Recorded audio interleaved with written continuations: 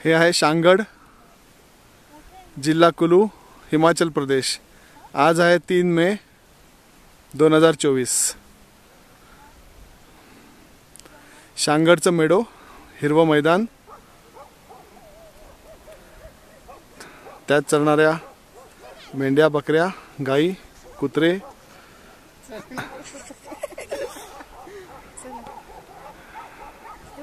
बरंच मोठं मेडो आहे हे मंदिर आहे ग्रामीण देवतेचं। मैदानाच्या एका बाजूला वर हिमालयाच्या रांगाही दिसतात।